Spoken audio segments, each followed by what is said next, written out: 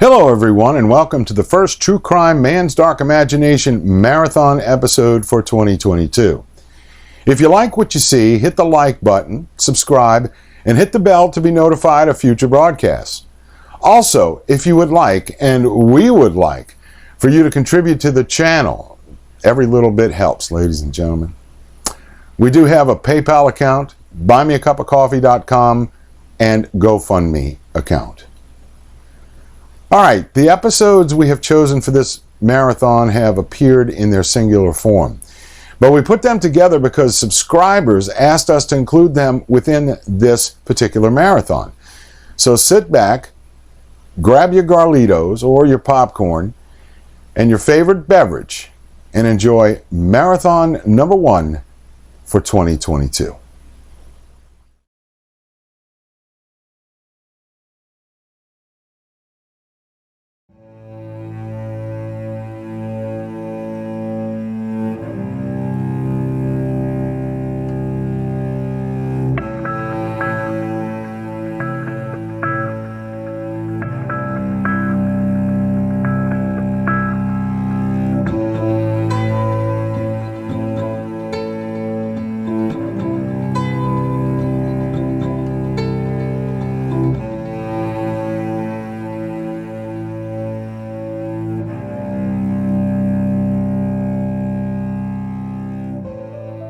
Early one April morning in 1920, John Kraft made his way to Turtle Lake, North Dakota, as he did many mornings before.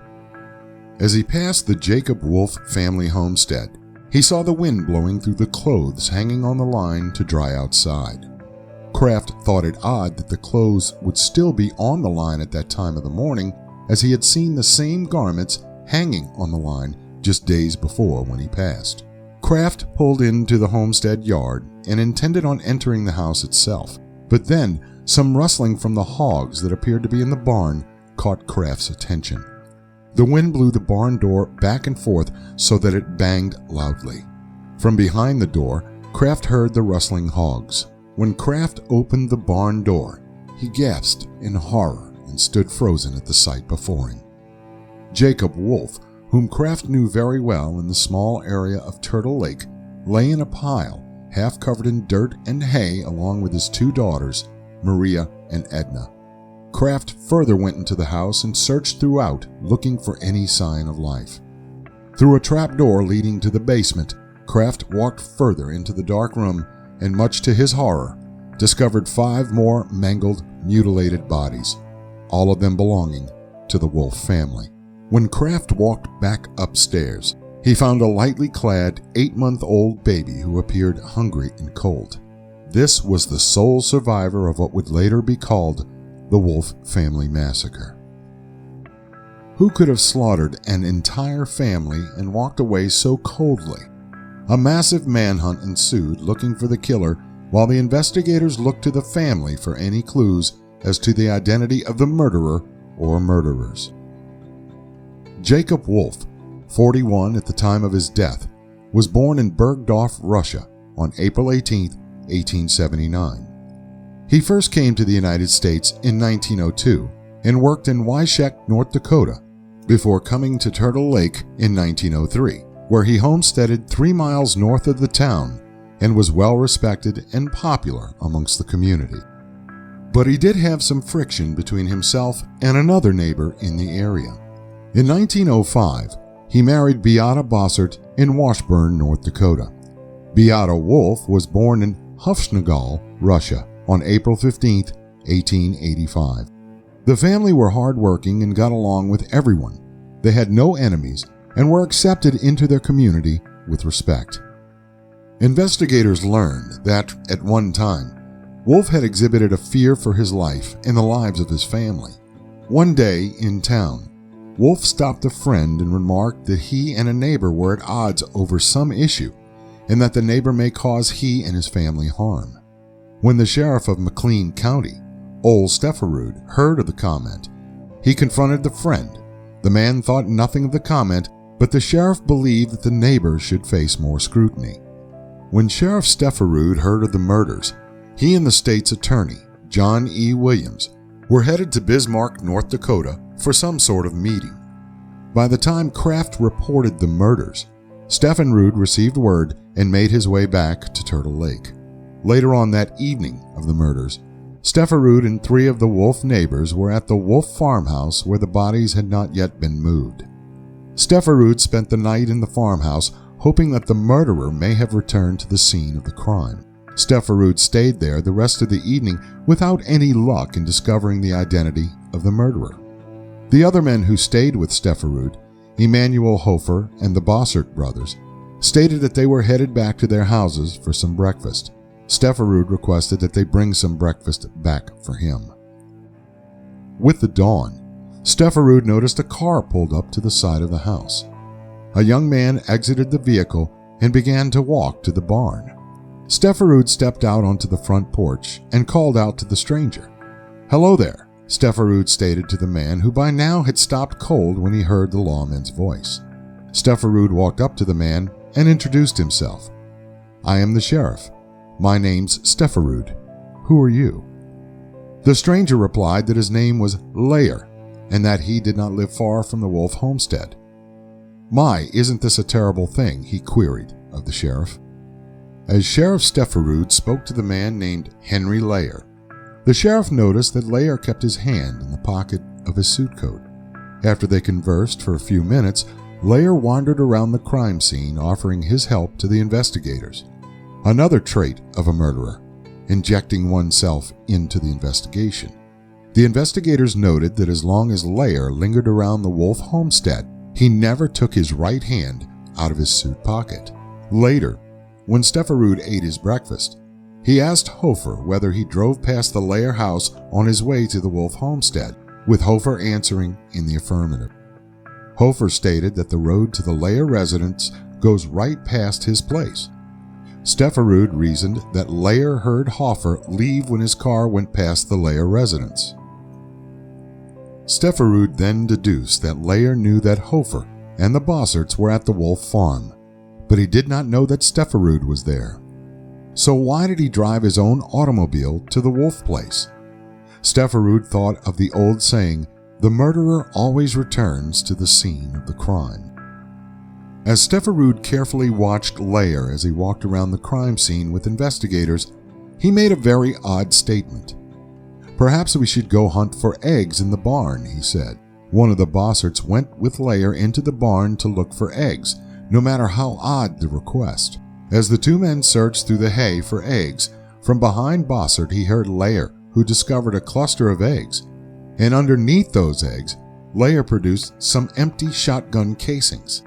Stefan noticed that when Layer came back to the main house with the shotgun casings, he no longer had his hand in his right coat pocket. The sheriff also realized that where Layer allegedly found the casings, his investigators previously overturned the hay looking for evidence and clues. Over the course of the day, more and more people began to gather at the crime scene. One of the investigators there, the chief of police, Chris Martinson, was considered one of the best and brightest in the state. He realized with a murder so foul, they had their work cut out for them. As more and more clues surfaced, investigators believed 2 killers may have been involved with the murders. A reward of $1,000 was offered for information leading to arrests of the murderers of the entire family. Investigators canvassed the area and questioned anyone they could, checking alibis. Until the killer or killers could be found, farmers stayed up at night, sitting vigil over their families, with shotguns in their laps. The whole countryside was on edge, waiting for the capture of the killers. The only real clue found during the search for the killers was the murder weapon itself, a shotgun, concealed in a slough near the Wolf farm, with an inch of its stock protruding from the water. Although doubt existed as to the provenance of the weapon, authorities could not establish the ownership of the shotgun. Several people were arrested, but they were questioned and later released. Sheriff Stefan remembered the shadowy Layer figure who hung around the crime scene and later tried to inject himself into the investigation. The day after the murders, some reported that Layer could be seen peering into the windows of the death house in the early morning haze. The sheriff also confirmed that ill feelings existed between Wolf and Layer. It seems that a dispute arose between the two regarding some livestock that trespassed onto Wolf's land, and Layer owned a cow that Wolf's dog had bitten. Moreover, Layer spread rumors regarding Wolf's personal life, which rumors were not elaborated on completely. 2 days after the murders, funeral services were held for the Wolf family. Jacob and his wife Beata, their daughters Bertha, Edna, Mary, Lydia, and Martha, and their youthful hired hand, Jacob Hofer. The 8 coffins laid solemnly in a long row on the Wolf farm, with the 2 largest coffins standing on the end, holding the patriarch and the matriarch, then the 5 smaller ones for their 5 daughters, and a larger one again for the boy killed with them. One of the largest crowds attended the funeral, along with detectives Chris Mattinson from Bismarck and Sheriff Stefferud from Washburn. The lawmen attended not only in a mournful way, but to observe the crowds who attended. Layer attended as well, with protesting grief with what had been done, but impassively insisting also that the lid on each coffin might be raised so that he could look again upon the faces of his dead neighbors.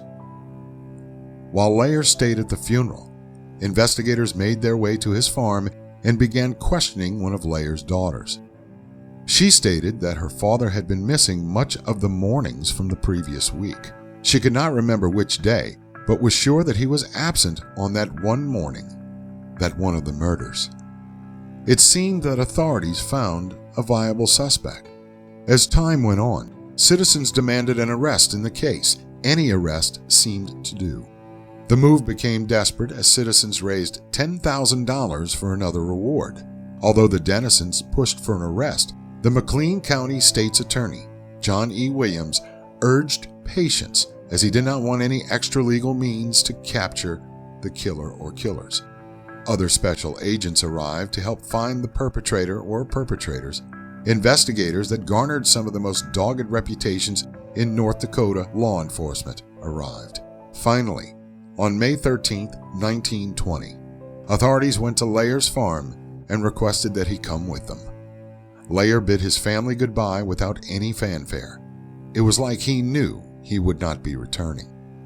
When authorities finally questioned Layer, he professed his innocence. The next day, the questioning began in seriousness. For hours, Detective Martinson grilled Layer, and he still would not relent. It seemed that the confession would not yield any results until a reporter from the local Tribune suggested that the detectives use the gruesome photographs from the crime scene. The reporter made the right suggestion, as when Layer viewed the photographs, he confessed to the murders of the Wolf family. Layer stated that on the evening of April 22, 1920, he noticed Jacob Wolf working in the forenoon with 2 rigs. Both rigs were plowing a part of the time inside of the fence and a part of the time on his homestead north of the fence. Layer believed that the animosity bubbled to the surface as he decided to walk to the Wolf family farm. Layer walked into the Wolf farmhouse, demanding damages for the injury Wolf's dog allegedly caused to Layer's cow. An argument began, and Wolf demanded that Layer leave his home. When the latter refused to leave, Wolf retrieved his shotgun, putting 2 shotgun shells into the weapon. The 2 men fought for the weapon, and the shotgun went off twice. One shell killing Mrs. Wolf, and the other killing Jake Hoffer, the chore boy. Layer gained control of the weapon, and then Wolf ran into the yard of the farm. Layer found more shells in the couple's dresser drawers as quickly as he could, and then fired a shot at the fleeing Wolf, striking him in the back. As the older farmer fell to the ground, Layer fired over Wolf at close range. 2 of Wolf's daughters heard the shots in the house and then the scuffle in the barnyard. These 2 young girls ran into the barn. Layer pursued them there and milled them both. 3 other girls were screaming inside of the house, and Layer decided to take care of them as well. He killed 2 of them with a shotgun and the other with a hatchet. Layer then dragged Wolf's body to the barn and placed it with the 2 young girls. The murderer then took the remaining 5 bodies and placed them into the basement. Layer stated The reason why I didn't kill the baby was, I believe, because I did not go into the room in which the baby lay. Investigators tried to establish the motive as to why Layer murdered the whole family. They cited that Layer did not intend to murder the entire family and that the first shot was an accidental discharge. Layer then stated that he did not remember the murders and that his recollections of that day were very hazy. The next day, Layer stood for arraignment in the court of District Judge W.L. Nussel. Layer relented and stated he would plead whatever way that would get him to the penitentiary quicker. After his plea of guilty, Judge Nussel sentenced him to life imprisonment. Layer then asked to be taken to Turtle Creek to say goodbye to his family. 3 months later, Henry Layer issued another statement from the penitentiary. In this statement, Layer contested his earlier confession. I am in no way implicated in the murder of the aforesaid people, and that I am innocent of the crime with which I have been charged and for which I have been committed to the state penitentiary. Even after admitting that he made his way to the Wolf Farm, in this most recent statement, Layer stated that he never left his farm on the day of the murders. Later in the day, a W.L. Brakowski made his way to the Layer farm and stated to Henry that the Wolf family had been murdered. The convict stated that this was the first time he had heard of the murders. A third statement taken from Layer in December 1920 stated that Layer confessed to the initial crimes due to the threats he made against his family once it had been divulged that he was a suspect. Layer also maintained that the officers who questioned him threatened him with violence as well. Linda Layer, Layer's wife, stated that her husband was nowhere near the Wolf residence and was on their homestead the whole day that authorities claimed he murdered the Wolf family. Although Mrs. Layer's rendition was taken into account regarding the culpability of her husband in the Wolf murders, Layer stayed in prison until his death from an apparent appendicitis on March 21, 1925.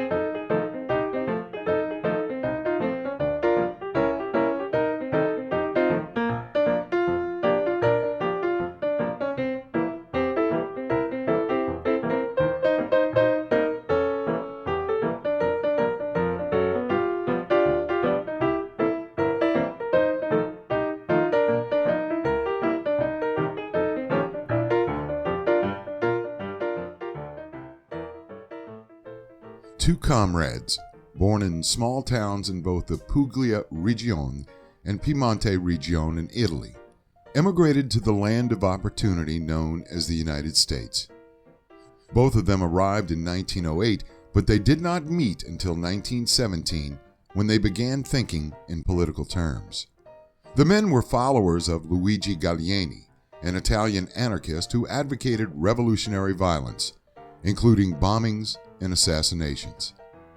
It was the start of this career and misguided loyalty that, by 1927, brought both men full circle in their new country. But they both became infamous for a heinous crime that, to this day, remains a mystery in legal history. Ferdinando Nicola Sacco was born on April 22, 1891. Sacco became a shoemaker in his home village of Terramaggiore, Foggia Province, Puglia Regione, Italy, and migrated to the United States in 1908 at the age of 17. Also at this time, Bartolomeo Vanzetti grew up as a fishmonger in Villafoletto, Cuneo Province, Piemonte region, Italy, and then emigrated to the United States, arriving at approximately the same time as Sacco. When the two young men finally made it to the New World, they became disillusioned and began following an Italian anarchist named Luigi Gallieni. Sacco and Vanzetti attended meetings and never really sought to put any of the principles in practice, but both felt as though they were destined to great things. They just did not know how they were going to accomplish this greatness. On the afternoon of April 15, 1920, at approximately 3 p.m., a paymaster named Parmenter and his guard, a man named Berardelli, were carrying a factory payroll of $15,776 through the main street of South Braintree, Massachusetts, a small industrial town south of Boston. Two men standing by the fence of the shoe factory brandished weapons and opened fire as the paymaster and his guard made it up to the men. The gunmen snatched up the cash boxes dropped by the mortally wounded pair and jumped into a waiting automobile. The total of 4 men sped away and lost their pursuers. The getaway car was later discovered in some woods close to the crime scene. At first, the crime, although there were 2 brutal deaths, did not gain much coverage in the press. But later, as the dragnet widened, 2 Italian immigrants fell into a police trap. Along the same lines as the Braintree robbery, police also investigated a crime with the same modus operandi in the small nearby town of Bridgewater, Massachusetts. Authorities literally arrested the 2 for 2 reasons. Number 1, they were Italian immigrants, and number 2, they considered themselves anarchists. On May 5, 1920, Nicola Sacco and Bartolomeo Vanzetti were arrested as they were in Braintree at the time of the robbery, and when the police arrested them, they were both carrying firearms. While under interrogation, both men lied, and therefore the authorities believed that they were the culprits to the robbery and the senseless murders. Eventually, the 2 would be indicted for the Braintree crimes, and thus began one of the most contentious political trials in American history. Vanzetti was also held for an earlier robbery, the one in Bridgewater, Massachusetts, and when the trials commenced, authorities tried him first, which included the lesser Bridgewater robbery. The trial of the 2 began on May 21, 1921 at Dedham, Norfolk County. Part of the jury was specially selected by the sheriff's deputies from Masonic gatherings and from persons whom deputies deemed representative citizens, substantial, and intelligent. The presiding judge was Webster Thayer of Worcester. Since there were some difficulties with the translation of the court proceedings, an interpreter had to be engaged for the defendants. The question for the court was not that the murders had occurred, it was whether Sacco and Vanzetti were the true culprits. 59 witnesses testified for the Commonwealth of Massachusetts and 99 for the defense. The prosecution forwarded a theory that Sacco did the actual shooting, while Vanzetti sat in the car as one of the conspirators to the murders. Witnesses stated that they saw both of the defendants in South Braintree on the morning of the robbery murders, and they recognized Sacco as the man who shot the security guard, Berardelli, and saw the alleged assailant escape into a car. One of the bullets removed from the security guard's body matched the weapon that Sacco possessed at the time of his arrest. The prosecution relied heavily on the behavior of the 2 defendants after their arrest. The prosecution stressed the consciousness of guilt expressed by Sacco and Vanzetti that proved them responsible for the Braintree robbery and murders. The defense countered the prosecution witnesses with witnesses of their own. Most of the defense witnesses countered the testimony of the prosecution by stating that they witnessed the defendants in different locations on the day of the robbery other than Braintree. In fact, it was proven that Sacco visited the Italian consulate the day during the time of the robbery and the murders. One of the chief reliants of the prosecution fell to a Mary Splain, who claimed to have seen Sacco in the getaway car after hearing the gunshots that killed Parmenter and Berardelli. The office window was approximately 60 to 80 feet from where Sacco allegedly entered the vehicle after the crime. Splain testified, "The man that appeared between the back of the front seat and the back seat was a man slightly taller than the witness. He weighed possibly from 140 to 145 pounds. He was a muscular and active-looking man. His left hand was a good-sized hand, a hand that denoted strength." 40 days after the crime, Splain was unable to identify Sacco as being at the scene. Yet after a year to think about it, she came up with a positive identification at the trial for their lives. The defense then produced a psychologist, Dr. Morton Prince from Harvard University, who discounted Splain's testimony. "I do not hesitate to say that the star witness for the government testified honestly, though, no doubt, to what was psychologically impossible. Miss Splain testified, though she had only seen Sacco at the time of the shooting from a distance of about 60 feet for from 1.5 to 3 seconds in a motor car going at an increased rate of speed at about 15 to 18 miles an hour, that she saw, and at the end of a year she remembered and described 16 different details of his person, even to the size of his hand, the length of his hair as being between 2 and 2.5 inches long, and the shade of his eyebrows. Such perception and memory under such conditions can be easily proved to be psychologically impossible. Every psychologist knows that, so does Houdini. And that shall we think of the animus and honesty of the state that introduces such testimony to convict, knowing that the jury is too ignorant to disbelieve?" Other witnesses could not positively identify Sacco as the man that other witnesses stated was the man they saw in the getaway car. The prosecution's case seemed to fall apart as the case progressed. The trial took 7 weeks, and on July 14, 1921, the jury found Sacco and Vanzetti guilty of murder in the first degree. The jury believed that the defendants exhibited a consciousness of guilt, which meant that Sacco and Vanzetti's conduct after the 15th of April was the conduct of murderers. Jurors drew inferences from the behavior of the defendants the night of their arrest. The defendants had no prior criminal experience, and yet the circumstantial evidence convicted the men and sentenced them to death. Innocent men, it can be argued, do not lie when they are arrested and then detained by the police. The Boston area, at the time of the alleged crime, was one of the centers of lawlessness and hysteria. It appeared that public opinion and preconceived notions of guilt actually convicted Sacco and Vanzetti.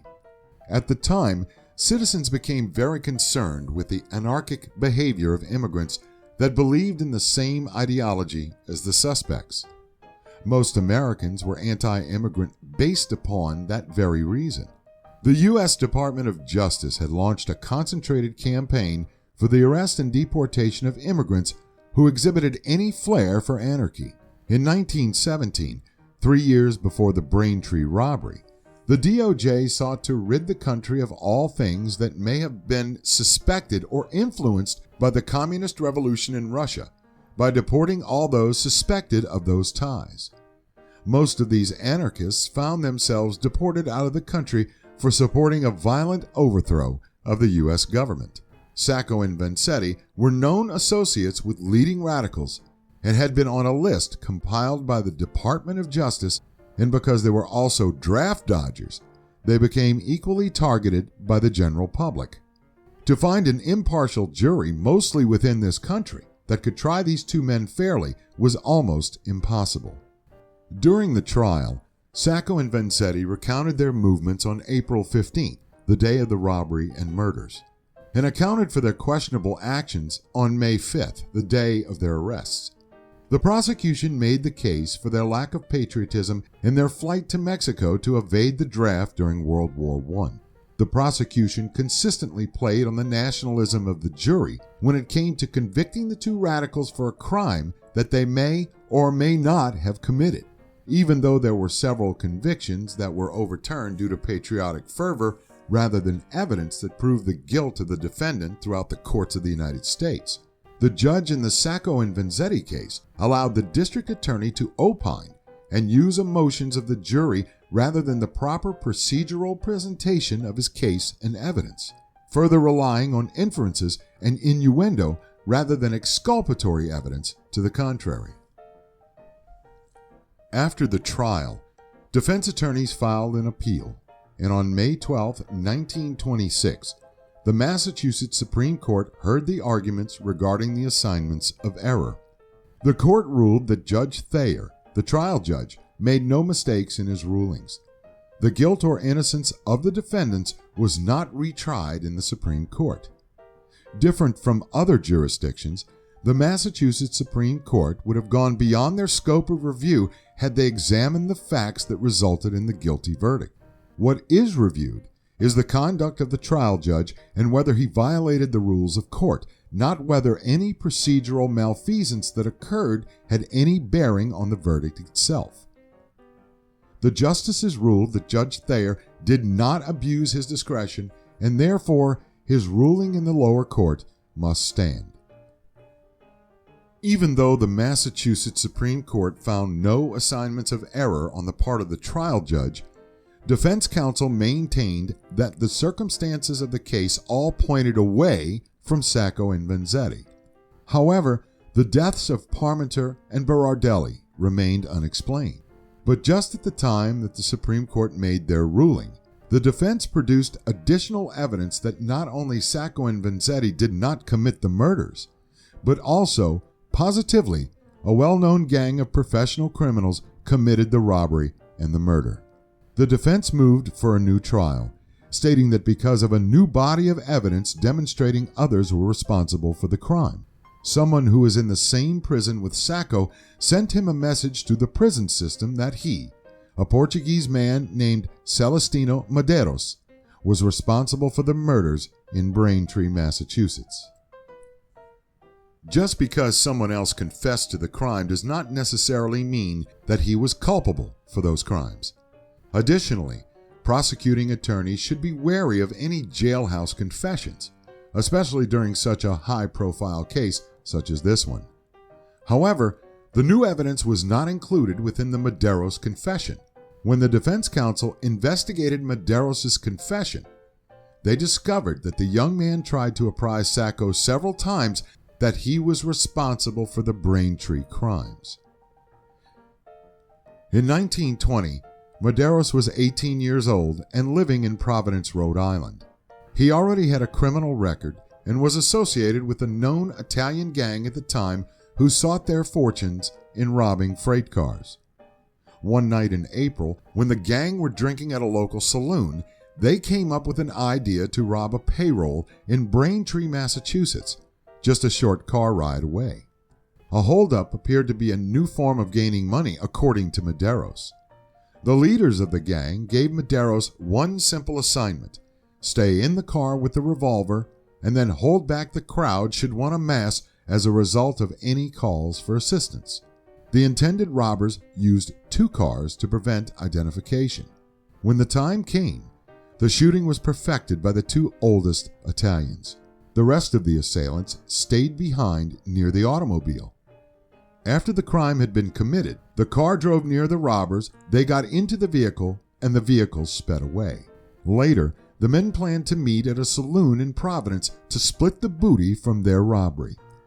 Medeiros never acknowledged whether this part of the plan was perfected, and he steadfastly refused to identify the other men in on the alleged robbery and murders. Moreover, when asked questions about the other assailants, Medeiros either excluded certain facts or outright lied. What corroborated Medeiros' version of the story was that 2 witnesses at the Sacco and Vanzetti trial testified that a man matching the description of Joe Morelli, the leader of the gang, was allegedly seen shooting Parmenter and Berardelli, and another man identified as Mancini was also at the scene of the shooting. With the new evidence, it appeared that the defense had built a convincing case that a new trial should be granted for Sacco and Vanzetti. However, Medeiros' confession underwent the utmost of scrutiny for the main reason that a man facing the death penalty for one crime and then confessing to another crime, it is obvious with the same weight as the predicate felony, it must be investigated thoroughly to secure that it is free from suspicion and trustworthy. Investigators questioned Medeiros' partner in the crime that he stood convicted and sentenced to death. Medeiros seemed to draw on his alleged experience with the Braintree robbery before the bank robbery that he stood convicted and sentenced. Medeiros' confession seemed to flaunt logic. Why would one man confess to a murder while facing the death penalty for another murder, unless there was something in it for him, specifically money. Medeiros claimed that his motivation surfaced when Sacco's wife and children came to the prison for a visit. He felt sorry for the family and decided, since he had nothing to lose at this point, he would make sure that Sacco would go free. Even discounting Medeiros' confession, the evidence used to convict Sacco and Vanzetti seemed circumstantial, to say the least. It appeared that the passions of the jury regarding immigrants and anarchists proved to be the deciding factor. When considering the motion for Sacco and Vanzetti's new trial, it was not incumbent upon Judge Thayer to determine the guilt of the Morelli gang and Medeiros, or the innocence of Sacco and Vanzetti. The jurist merely had to ascertain whether the new information fit for a new jury's judgment. In short, could an honest jury consider the new evidence and come to a different conclusion that the jury did from the initial trial? Judge Thayer ruled no. A new jury could not reach a different conclusion even considering the new evidence. Later analysis of Judge Thayer's opinion represents misquotations, misstatements of fact, suppressions, and truth mutilations. It became readily apparent that Judge Thayer allowed his personal feelings about the defendants to permeate his decision to not grant the new trial.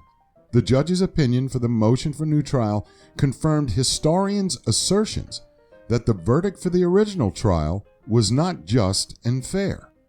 A second trial took place with the same verdict and the same sentence as the first trial. The defendants faced Judge Thayer once more, and it seemed that the new evidence presented proved inconsequential. The defense formulated an attack against the federal government regarding the political affiliations that the defendants exhibited. This angered Judge Thayer, and it appeared that he remained partial to the prosecution's case. The defense appealed once more to the Supreme Judicial Court, and according to the cited case, presented their arguments on January 11th through the 13th, 1927. The defendants' various assignments of error were discounted, ruling that the trial court did not abuse its discretion when it denied the various motions for new trials.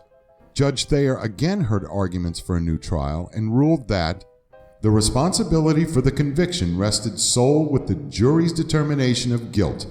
The court has absolutely nothing to do with that question. In conclusion, Thayer sentenced both Sacco and Vanzetti to suffer the punishment of death by the passage of current of electricity through their bodies. Last-minute appeals for clemency were then submitted to the governor of Massachusetts, Alvan T. Fuller. Fuller organized an advisory committee in order to examine the trial procedure and whether the verdict reached was just and according to the rule of law. After 2 weeks of hearing witnesses and considering the evidence, the committee determined that the trial had been conducted in a fair manner and a new trial would not be warranted. Although there was general acceptance as to the verdicts and sentences, several compatriots of the convicted men protested very loudly. In fact, they resorted to some dastardly tactics with which to express their disappointment. On August 15, 1927, with the executions scheduled for midnight on the 22nd, a bomb exploded at the home of one of the jurors from the second trial. On August 21, 1927, more than 20,000 protesters assembled on the Boston Common to attempt to save the lives of Sacco and Vanzetti. On their last day, both Sacco and Vanzetti refused a priest to grant them absolution. Their attorney, William Thompson, requested that Vanzetti release a statement against any violence that may occur as a result of his and Sacco's executions. They also discussed forgiving their enemies. Celestino Medeiros, whose execution had been delayed just in case he had to testify at another Sacco and Vanzetti trial, was slated to go first to the electric chair, followed by Sacco. Sacco went to the chair quietly, but once he was strapped in, he yelled, "Viva l'anarchia!" and "Farewell, mia madre." Following Sacco's death, Vanzetti made his way to the execution chamber after shaking hands with the prison guards and thanking them for their kind treatment. He then read a statement where he proclaimed his innocence. Then he finally said, I wish to forgive some people for what they are now doing to me. Following the executions, violent protests occurred in Geneva, Switzerland, London, England, Paris, France, Amsterdam, the Netherlands, and Tokyo, Japan. In South America, workers' strikes forced the closing of several factories. 3 protesters died in Germany, and protesters in South America burned an American flag outside of the embassy. At the funeral parlor in Boston's North End, over 10,000 mourners filed past the caskets of Sacco and Vanzetti for over 2 days. A wreath appeared that stated in Italian, "Aspettando l'ora di vendetta," which meant, awaiting the hour of vengeance. On April 28, 1927, a 2-hour processional made its way through the streets of Boston. At one point during the processional, police and the mourners clashed. The executed men were then cremated, with Sacco's ashes being transported to Terra Maggiore, where they remain today, under a monument in that city erected in 1998. Vanzetti's ashes were buried near his mother in Villa Falletto. Even after their executions, anarchists continued to protest their deaths, but the bell had already been rung. History continued to question whether the 2 men were truly guilty, or were they the victims of a xenophobic society willing to sacrifice lives for the status quo.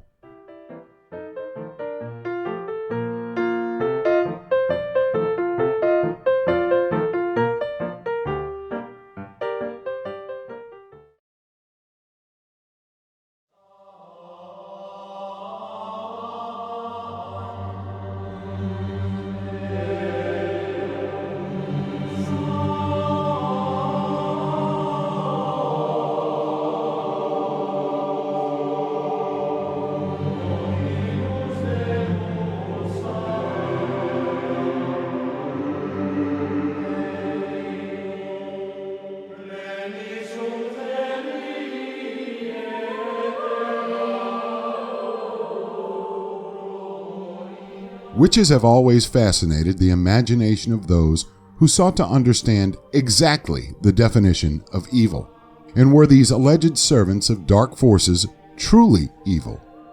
Early witches were considered people who practiced witchcraft using magic spells and calling upon spirits for help or to bring about change. But not until the 15th century in Europe did the attitude shift regarding those viewed with some sort of mystical existence.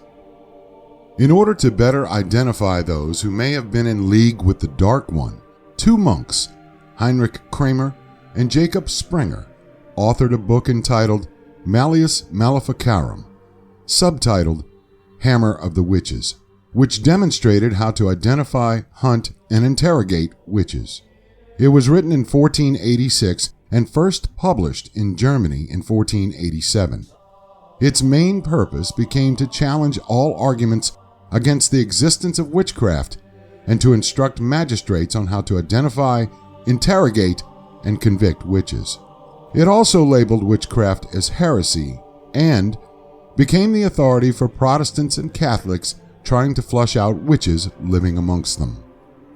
In general, the Malleus Maleficarum presented a relatively overall theology demonology, asserting that 3 elements are necessary for existence of witchcraft: the evil-intentioned witch, whose particular moral failings impel her to sin; the intercession of the devil, who is the proximate cause of the witch's supernatural abilities; and the implicit permission of God, who is the ultimate cause of all actions. While general consensus is that the Catholic Church banned the book in 1490 by placing it on the Index Librorum Prohibitorum, the list of prohibited books, the first index was, in fact, produced in 1559 under the direction of Pope Paul IV. Therefore, such claims are dubious at best. Even though the work may have been slightly recanted, it carried with it a legacy that traveled not only across time, but distance as well. As those who sought religious freedoms traveled to the New World, so did the principles of hunting, interrogating, and prosecuting those suspected of witchcraft. In order to ensure that witchcraft would not pervade throughout the colonies, colonial assemblies established a law code in 1641 where they ranked the sins of parishioners according to the seriousness of the offense. Number 1, idolatry. Number 2, witchcraft. Number 3, blasphemy. Number 4, murder. Number 5, poisoning. And number 6, bestiality. The first recorded cases of witchcraft accusations in the New World occurred in Windsor, Connecticut in 1647. Alcee Young was the first person in America executed for witchcraft. Those powers that be in the colony of Virginia saw that the mere accusation of witchcraft could prove detrimental to the colony's well-being. So in 1655, the assembly there passed a law that it was illegal to accuse someone of witchcraft without the requisite proof needed to convict. However, 24 trials took place in the colony between 1627 and 1730. Of those accused, none received the death penalty. But as time marched on, the accusations of witchcraft became more serious based upon the behavior observed in those allegedly under the influence of an otherworldly power. In 1688, 4 children from the Boston area, the sons and daughters of a devout stonelayer, suffered a disorder where they would bark at one another like dogs and again purr like so many cats. Allegedly, these children were also able to fly in the air without any assistance. The witch that allegedly cursed the children stood trial, was found guilty, and hanged in 1688. To those who visited New England at this time, it seemed quite peaceful and serene, at least from any outside appearances. However, in the main area known as Salem, the 600 residents preferred to be separated into 2 parcels, Salem Village and Salem Town. The residents who wanted to separate from Salem Town were farming families located in the western part of Salem Village. Many of the Salem Village farming families believed that Salem Town's thriving economy made it too individualistic. This particular type of individualism was in opposition to the communal nature of Puritanism. Thus, they were out of touch with the rest of Salem Village. One large farming family, the Putnams, held a firm conviction that this was the case. The Putnams were the leaders of a separatist group because they owned most of the farmland in Salem Village. They hoped to get away from the other community by forming another congregation on their own and solidify their separatist movement away from the others. In 1689, the community formed another congregation under the auspices of Reverend Samuel Parris and began meeting at the Salem Village Meeting House. But this stood as only a small representation of the other community members. This action strained the relationship between the 2 areas as time went on. It was not only this event of the separation that caused problems within the settlement, but also the issue of Reverend Parris's employment contract. Along with the promise for work, reverends were also provided with a small salary, use of a house, and free firewood. Not only did Parris receive those perks, he had the title and deed to the parsonage and the surrounding land. This benefit angered the residents who wanted to remain part of Salem Town. Those supporters showed their disappointment by refusing to worship at the meeting house and withholding their local taxes. These local taxes are what paid the minister's salary. In October of 1691, a new Salem Village Committee was elected that was comprised of Parris's opponents. This new committee refused to assess local taxes that would pay Parris's salary and challenged Parris's ownership of the ministry house and the surrounding property. These actions caused the Parrises to beg the congregation for money.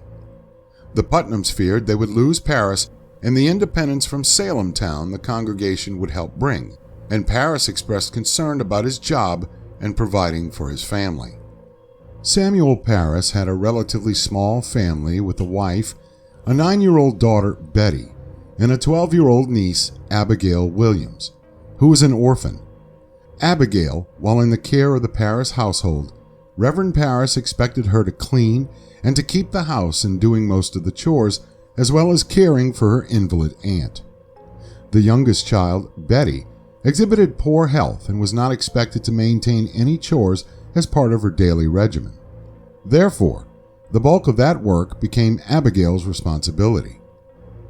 After completing her chores, there was very little entertainment for Abigail and Betty if she felt up to it. Salem town was 8 miles away, and Boston was a perilous 12-mile journey should the girls seek some excitement.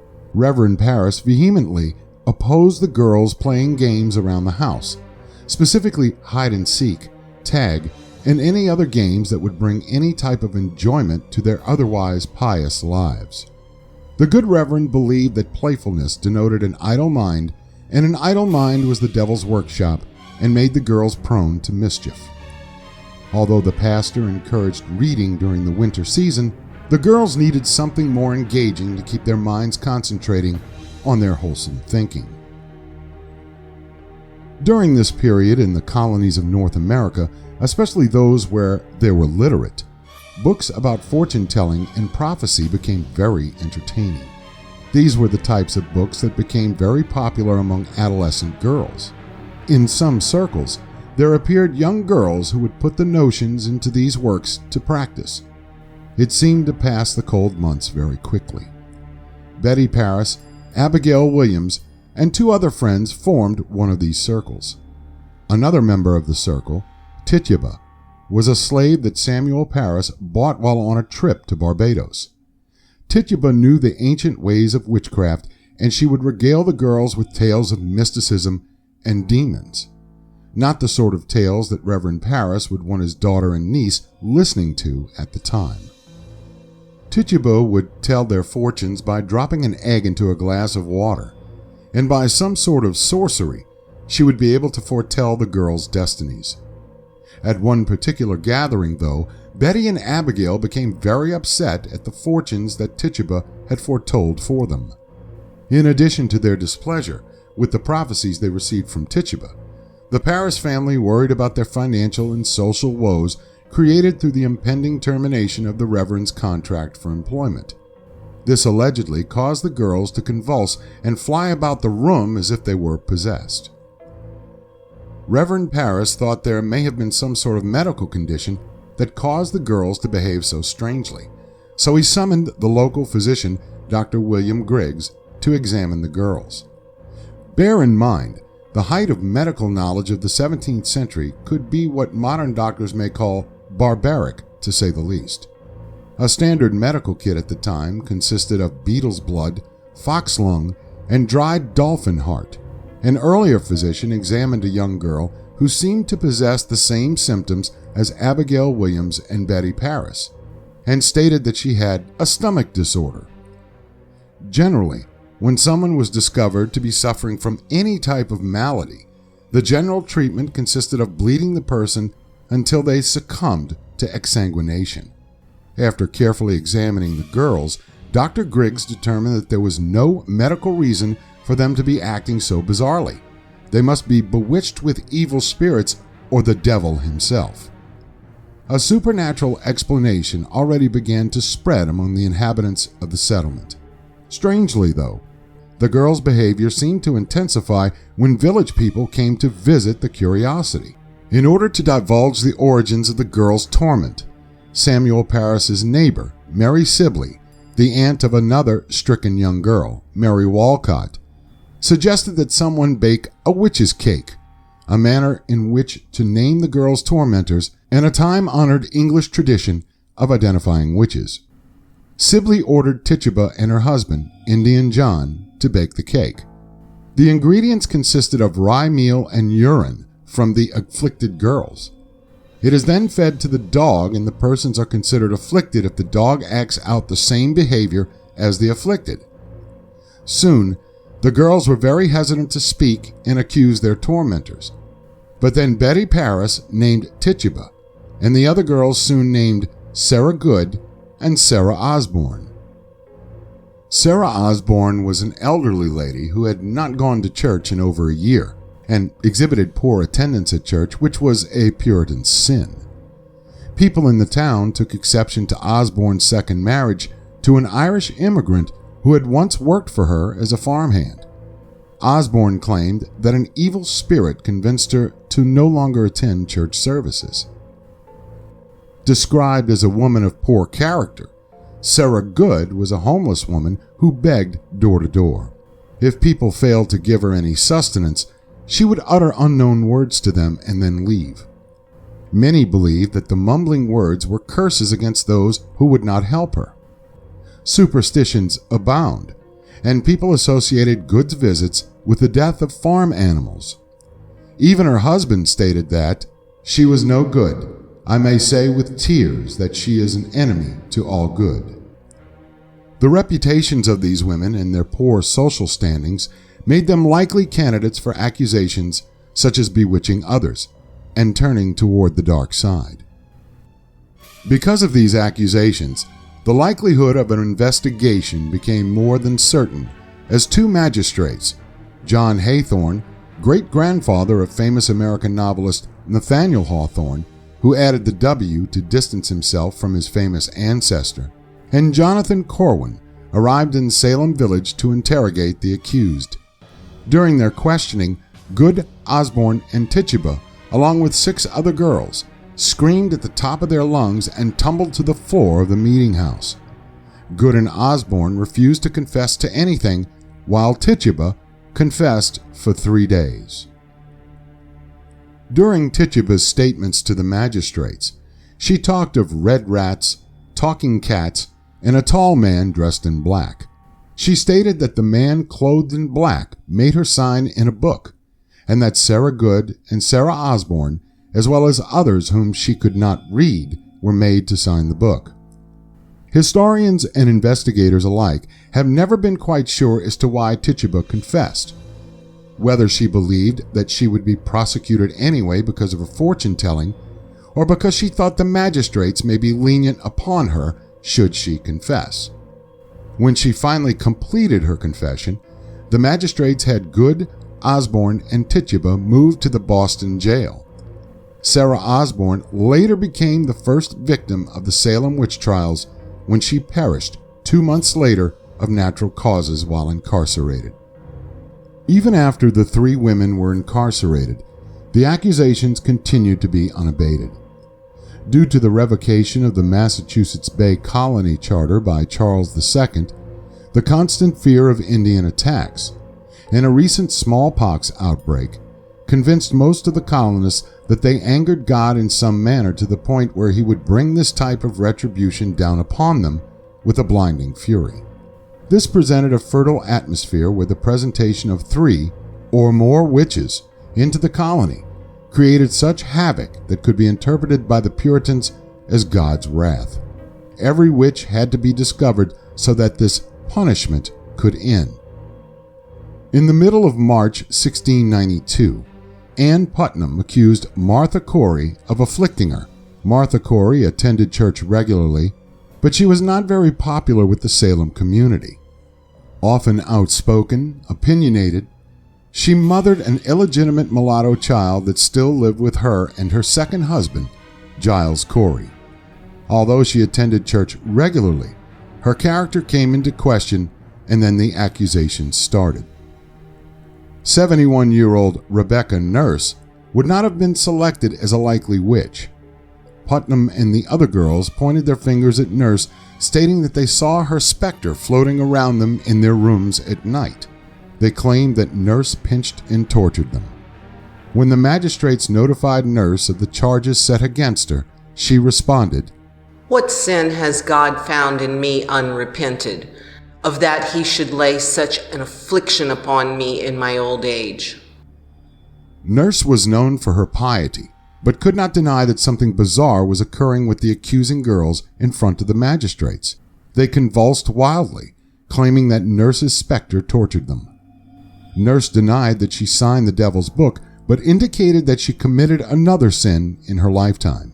It can be said that because the magistrates believed that Nurse may have sinned in her life, even though no real evidence existed nor was presented in the court, that she deserved the sentence of death that she later received. Authorities arrested Nurse on March 23, 1692. As the accusations became more widespread, several of the parishioners began to doubt their validity. One of the more outspoken inhabitants was John Proctor. When one of his servants began to exhibit the same afflictions as Abigail Williams, Betty Paris, and some of the other girls, he threatened to beat her. The afflictions suddenly stopped, temporarily. Proctor truly believed that the afflicted girls would make devils of us all. Proctor also believed that their behavior could be corrected with some good old-fashioned discipline. The magistrates believed that Proctor's outspoken demeanor threatened their prosecution and therefore charged Proctor and his wife Elizabeth with witchcraft and jailed them in the Boston jail. If accusing a pious woman such as Rebecca Nurse was not enough, Ann Putnam leveled charges against a former preacher in Salem Village, George Burroughs. But Putnam did not just accuse Burroughs of being a witch. She accused him of being the master of all witches. Burroughs allegedly was the black minister and leader of a witch coven in Salem. Although he was a minister, Burroughs did not possess a pious character. Burroughs left Salem Village after serving as its minister from 1680 to 1682 as a result of a salary dispute.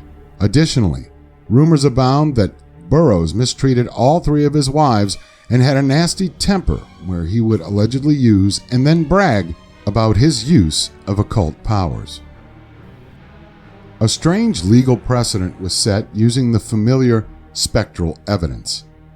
Almost all of the women and men stood charged in the Salem witch trials as a result of spectral evidence, a form of court testimony based upon visions or dreams. Cotton Mather, the son of famed minister and Harvard president Increase Mather, spoke out strongly against the use of spectral evidence and felt that the use of spectral evidence was unreliable because the devil could take the form of an innocent person to do his evil deeds. After Cotton Mather issued his rebuke of the spectral evidence, the royal governor of Massachusetts at the time, William Phips, established the Court of Oyez and Termine to investigate the allegations of witchcraft in Salem. When the new court finally convened, the first person tried under this court was Bridget Bishop on June 2, 1692. Bishop faced a similar court before, as in 1680 she was tried for witchcraft but not convicted. Even though the court did not find her culpable for witchcraft, her neighbors still suspected her of practicing the dark arts. During one short period when work was being performed on her residence, the workmen attempted to renovate the cellar discovered poppets in the walls of that area of the house. These poppets had pins stuck in them and some had missing heads. This discovery allegedly helped to confirm suspicions that Bishop, indeed, practiced witchcraft within the confines of her own residence against her neighbors. Bishop claimed that she made no contract with the devil, but Ann Putnam stated that Bishop called Satan her god. Whether the dolls had specific purposes or whether they were directed to particular individuals within Salem Village was left unclear. Bridget Bishop was found guilty of witchcraft and hanged on June 10, 1692, on Gallows Hill. The court next heard the cases against Sarah Good, Sarah Wilds, Elizabeth Howe, Susanna Martin, and Rebecca Nurse on June 29, 1692. Unlike Bishop, the other charged women were accused based upon spectral evidence. When the court rendered the verdicts, the jury found Rebecca Nurse not guilty. However, when the jurors announced a not guilty verdict in her case, the afflicted girls thrashed about and rolled around on the floor. The courtroom lost all decorum and the magistrates struggled to maintain order. Then the magistrates strongly suggested that the jury reconsider their decision as it pertained to the verdict they reached regarding Rebecca Nurse. After reconsideration, the jury found Nurse guilty. On July 19, 1692, Nurse and the other 4 women were hanged on Gallows Hill. Prior to the execution of their sentences, the Reverend Nicholas Noyes asked Sarah Good to confess. Good stated emphatically, I am no more a witch than you are a wizard, and if you take away my life, God will give you blood to drink. 25 years after the hangings, Reverend Noyes died of a hemorrhage, choking on his own blood. As more and more people stood accused and jailed of being in league with the devil, the court reconvened to hear the cases of George Burroughs, John and Elizabeth Proctor, George Jacobs, John Willard, and Martha Carrier on August 5, 1692. Again, spectral evidence became tantamount in order to build cases against these individuals. In the case of George Burroughs, the fact that he lied and failed to baptize one of his children seemed to be a determining factor in his guilt of the crimes of which he stood charged. On August 19, 1692, the jury found all 6 guilty of the charge of witchcraft, but Elizabeth Proctor was spared due to the fact that she was with child. The rest were executed on Gallows Hill that day, but George Burroughs did something that most have questioned whether he stood guilty of witchcraft, or the jury merely convicted him because of his character. At the time of his hanging, Burroughs recited the Lord's Prayer flawlessly. According to historical records, this achievement was important because it was believed that a wizard could not recite this prayer without making a mistake. Even with such an act of innocence, it was not enough to save his life. The trials continued.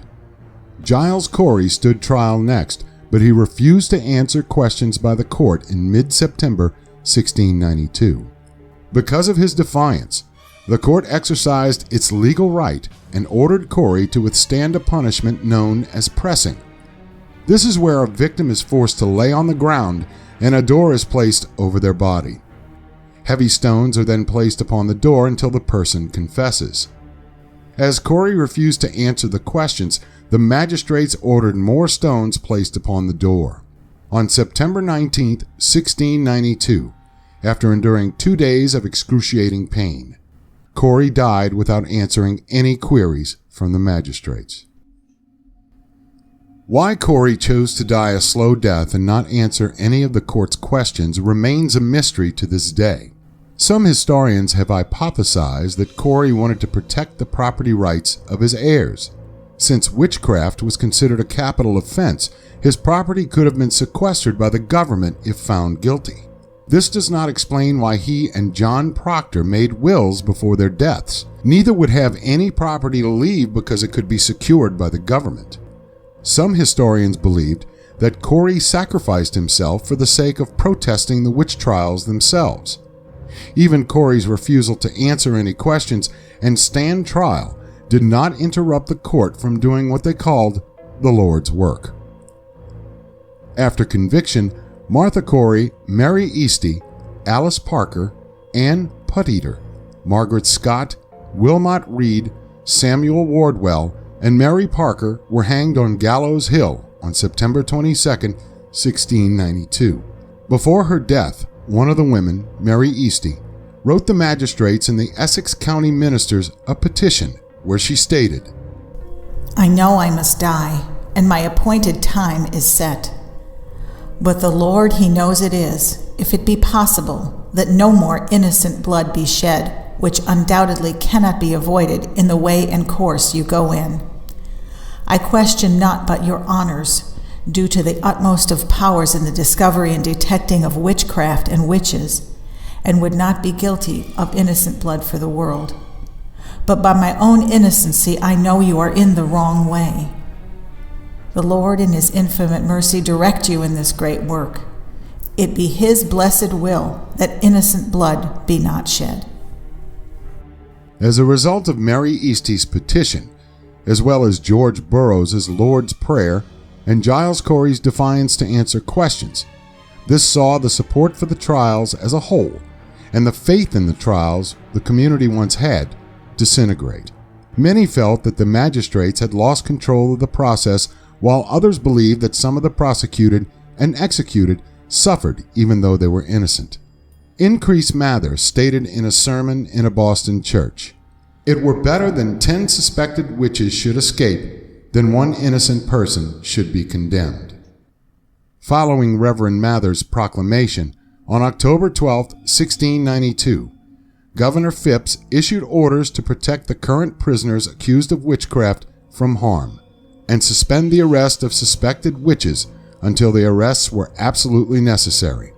Governor Phipps soon issued orders dissolving the court of Oyer and Termine on October 29, 1692. The fury with which the trial started then suddenly stopped.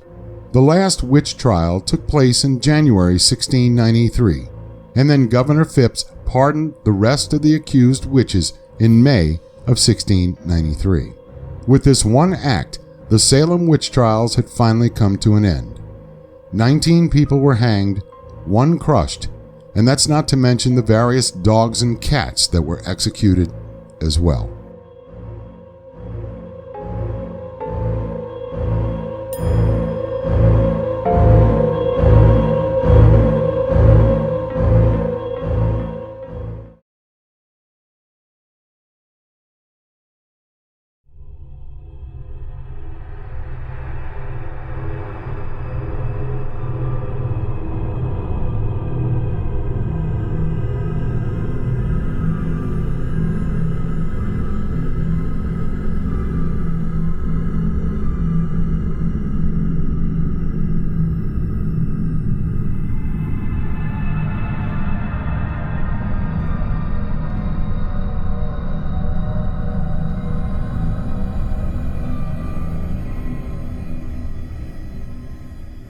In 1888, in London's Whitechapel district, the inhabitants reeled from the recent series of murders attributed to an assailant referred throughout history as Jack the Ripper.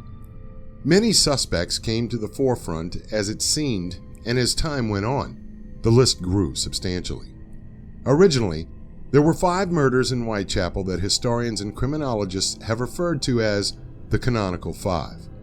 But since the murders occurred, there have been other murders before the originals and after the last canonical that have been attributed to this most elusive killer. Over time, there have been several theories that, frankly, seem more ludicrous and fabricated to fit the evidence rather than pointing to a viable suspect. Of the many that have made sense, one in particular drew close attention from those who have studied the case very closely. This suspect in the world's most famous serial killings gained notoriety after a letter was discovered at an auction in 1993. Stuart Evans, a now retired British policeman, acquired a letter written by the former head of the special branch at Scotland Yard, one John G. Littlechild. In the letter composed by Littlechild, in September of 1913, a full 25 years after the murders, the inspector responded to a query put forth to him by a journalist named George R. Sims regarding suspects in the murders. Littlechild, although he was not directly involved with the case at the time but knew the investigators, named a suspect that had never really been researched before, a quack doctor named Tumblety from America. Littlechild wrote, I never heard of a Dr. D in connection with the Whitechapel murders, but amongst the suspects, and to my mind a very likely one, was a Dr. T, which sounds very much like D. He was an American quack named Tumblety, and was at one time a frequent visitor to London, and on these occasions brought under the notice of police, there being a larger dossier concerning him at Scotland Yard. Although a psychopath as sexual a subject, he was not known as a sadist, which the murderer unquestionably was. But his feelings towards women were remarkable and bitter in the extreme, a fact on record. Born in Ireland in 1833, Francis Tumblety's family moved to the United States sometime around 1847 and settled in Rochester, New York. This journey took place during the Irish potato famine, where many Irish families moved away from the starvation occurring in their homeland. Nothing much is known of Tumblety's childhood, but as a teenager he began working as a steward for a doctor who proclaimed himself an expert on French cures of sexual diseases. Tumblety also tried to sell rudimentary pornography to all the boatmen that would frequent the pubs around the Erie Canal. One of these boatmen described the young man as a dirty, awkward, ignorant, uncared for, good-for-nothing boy, utterly devoid of education. Tumblety then went to work at Dr. Lispinard's hospital in Rochester, where he specialized in treating ailments that were particular to women. He performed hysterectomies and treated the problems of youth, mainly venereal diseases. Soon after Tumblety gained a little notoriety with his dirty wares, a man named Rudolph Lyons set up a temporary office in Rochester where he sold patent medicines that seemed to cure, according to Lyons, everything from pimples to cancer. Tumblety adopted this form of trade and later started his own business with the same plan in Detroit, Michigan in 1855. Tumblety knew he needed a gimmick and called himself a full-fledged Indian herb doctor. He also continued to sell the French cures for the sexual diseases as well. Tumblety knew he had to give his business some credibility and stated that he earned a medical degree from a medical school, a claim that proved untrue. Although a blatant lie, Tumblety began signing his name with an MD at the end. He traveled extensively, and in 1857 he landed in Toronto, where he had been arrested by a detective Simard for attempting to perform an abortion on a 17-year-old prostitute, Philomene Dumas. His lawyers maintained that the prostitute manufactured the case against him and authorities released him, although they knew his reputation as an illegal abortionist. Whenever Tumblety made his way to a new town, he would enter as if he were the featured member of a circus. His entourage included a valet and 2 dogs which followed closely behind him. This lifestyle seemed to suit Tumblety, but the haphazard way with which he used to conduct his businesses ran afoul of the law on more than one occasion. He later opened an office in New York and later worked in Jersey City, Pittsburgh, and then many western cities such as San Francisco. As is true with most charlatans, Tumblety was always on the move, where he traveled from Detroit through Toronto and eventually made his way to St. John, Brunswick in 1860. There, a patient in his care, one named Portmore, died. An inquest discovered that Tumblety had been guilty of manslaughter. After his release, authorities never saw the wily Tumblety again as he fled on one stormy night. From St. John, Tumblety arrived in Boston, Massachusetts, where his extravagant lifestyle made sure that his name appeared in the newspapers every day, as his advertisements would attract those seriously seeking medical assistance with whatever ailment may have plagued them at the time. The doctor was very flamboyant with his appearance and was not shy with exhibiting his proclivities to the male of the species. Obviously, what he peddled seemed to work because Tumblety registered incomes in the hundreds of thousands of dollars over successive years. At the start of the American Civil War, Tumblety settled in Washington, D.C., where he obtained a military uniform and claimed to be a member of General George B. McClellan's staff, the commander of the Union Army at the time. Tumblety became acquainted with several of the general's staff, and one man in particular, Colonel C.A. Dunham, had been interviewed sometime later when he became a successful lawyer based in New York City. Colonel Dunham stated that he attended a party on one occasion at Tumblety's apartments in Washington. Dunham thought it odd that no females appeared at the gathering. When Dunham queried his host, Tumblety launched into a homily against womankind, especially fallen women. In fact, as reported in the San Francisco Examiner, that he had all the instincts of a certain brutal and degraded class of debauchees, and hated them with a hatred that he never lost the opportunity of showing. Dunham then told of Tumblety's specimen collection that he seemed very proud to display to his guests. In one of the side rooms from where the party had been conducted, Dunham noticed approximately a dozen jars that Tumblety claimed contained the wombs of every class of women. Tumblety then related a story about his love for an older woman. She flirted heavily with him and kissed him and called him a dear jealous fool. Tumblety later discovered the woman to be a prostitute and that she saw other men. Dunham stated that Tumblety then gave up on all womankind. Some historians surmised that because of being jilted and the Montreal abortion case, this provided Tumblety with a case for the hatred for women. Not to be outdone internationally with his quackery, Tumblety made his way to England in July of 1888, 1 month before the start of the Ripper murders. The doctor knew London very well and traveling to England and staying for months at a time. By 1888, Tumblety's flamboyance tamed somewhat, and he began dressing more somberly and wore a dark Ulster coat and a derby hat. By this time, Tumblety was 55 years old. On August 31st, 1888, police found the body of Mary Ann Nichols. On the 8th of September, the body of Annie Chapman, with her corpse mutilated and her womb missing.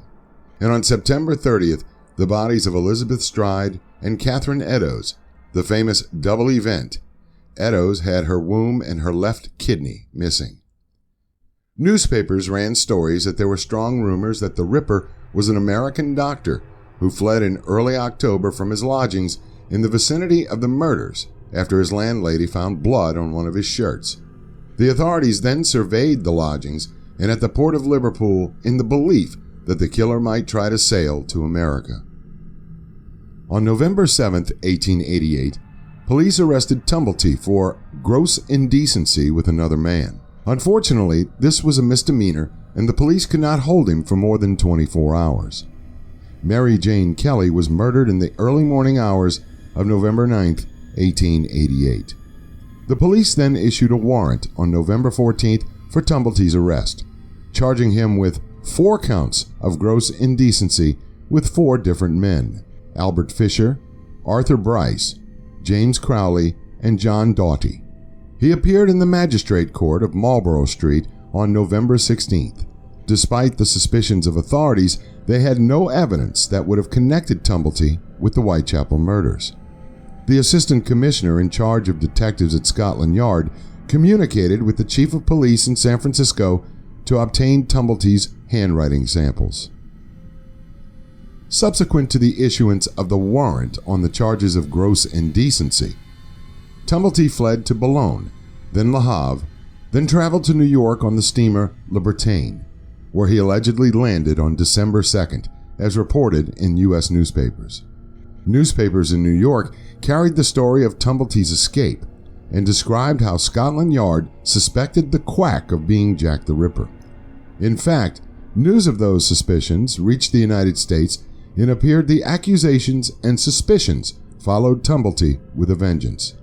Some of them reported that Tumblety had been arrested on suspicion of being the Whitechapel murderer until later corrections appeared as to the true charges. As much as the press and the police tried to candy coat it, Tumblety was a homosexual, or at the very least, bisexual. There are stories that in every city he visited, he sought out the company of young men.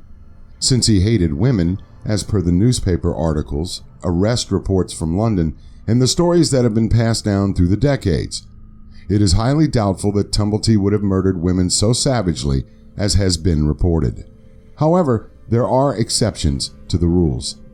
The victims exhibited no real signs of sexual activity. Despite the suspicions that followed Tumblety, he died of a heart attack in St. John's Hospital in St. Louis, Missouri on May 28, 1903. Among his personal possessions when he died were $432.70 in cash, a $1,000 railway bond, a 17-diamond cluster ring valued at $75, a 5-diamond ring valued at $60, a $10 gold watch, and something more valuable to ripperologists, 2 imitation rings worth $3. Why is this important? One of the Ripper victims, Annie Chapman, had missing from her person 2 cheap brass rings that she wore constantly. Does this prove that perhaps Tumblety was Jack the Ripper? Well, these rings could have been purchased anywhere at the time for a very inexpensive price. Could they have been the missing Chapman rings?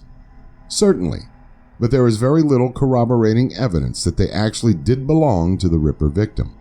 What historians, criminologists, ripperologists, and amateur sleuths are left with is the history of circumstance that could or could not point the incriminating finger toward Francis Tumblety as being the most sought-after serial killer in human history.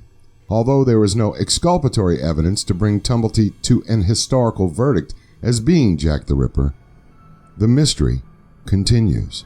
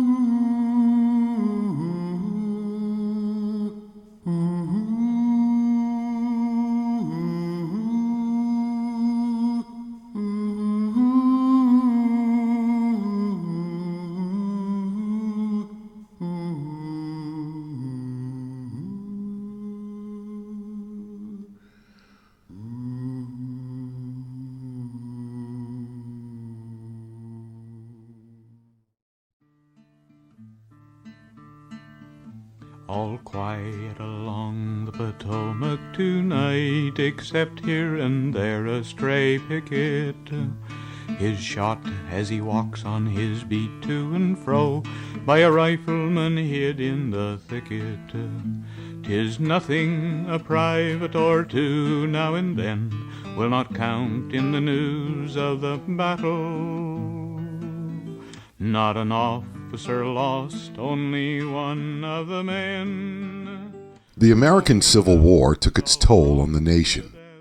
By the time the figures were solidified, it had been estimated that over 650,000 Americans died as a result of the war. Some perished in combat, some from disease. But one of the major categories where men died had to do with their treatment as prisoners of war. Many of the camps received a just reputation where men were neglected, went unfed, or suffered at the hands of other soldiers who would bully their comrades in arms for food or possessions within the camp. Sometimes they would bully their fellow soldiers for other things as well. The contributing factors to the fatalities had to do with a lack of food or medical care. The most infamous of all POW camps during this time stood as a monument to the mistreatment of humans. Camp Sumter, known throughout history as Andersonville, became synonymous with hell on earth with regards to the mistreatment of prisoners of war. During the war, prisoner exchanges took place so that soldiers could return home at the relief of their loved ones. The Confederacy decided to end this practice as there also appeared to be an exchange of black prisoners of war. In addition, the established prisoner of war camps bulged with those captured in the various battles occurring repeatedly at that time. Both sides sought a solution as to the overpopulation of these camps. In February of 1864, the Confederacy established a prison located in Macon County in southwest Georgia to provide relief for the large number of Union prisoners concentrated in and around Richmond, Virginia. The new camp was named Camp Sumter, but quickly became known as Andersonville. The site of the new facility stood next to a railroad depot, which would have made it easier for the new arrivals to get to the camp. The problem with the camp's location became the access to supplies. Even though the railroad was situated close by, the Confederacy even had problems feeding their combat soldiers, not to mention feeding enemy soldiers in prisoner of war camps. The reason for building Camp Sumter, as opposed to other locations the Confederacy suggested, was the inland location of the camp, making it impervious to possible Union raider attempts to liberate their soldiers. The inhabitants of the area rarely objected to placing such a camp in that spot. Local black labor, both free and slave, were pressed into service of the Confederacy, and it consisted of a stockade and a trench enclosing more than 16 acres. A small creek called Stockade Branch ran through the middle of the enclosed area. Originally, Camp Sumter was designed to handle no more than 10,000 prisoners. When the prisoner exchanges finally broke down, the population increased exponentially. The numbers within Andersonville reached 30,000. Because of the increase in prisoners within the stockade, those men found it hard to find a space to lay down. Moreover, because the camp was constructed very hastily, there was no time to construct proper barracks for the inmates. Without the benefit of clothing, the men suffered in the hot Georgia summers and the not-so-mild winters. Most of the men later became shoeless, not only because of wear and tear, but inside of the camp, a group of prisoners known as the Raiders terrorized their fellow inmates to the point of extortion and murder. Andersonville held the highest mortality rate of any of the southern POW camps. Of the 45,000 prisoners who went through the camp, 13,000 died while in captivity, mostly from malnutrition. Even the guards at the camp were issued very poor rations. In the summer of 1864, camp administrators, using the labor of Union prisoners and enslaved workers, expanded the camp size from 16 to 26 acres. They constructed a hospital, a bakery, and very few barracks. The stockade walls were extended, yet the continued arrival of prisoners made the efforts at expansion for naught. While in the camp, the prisoners did little to improve their station.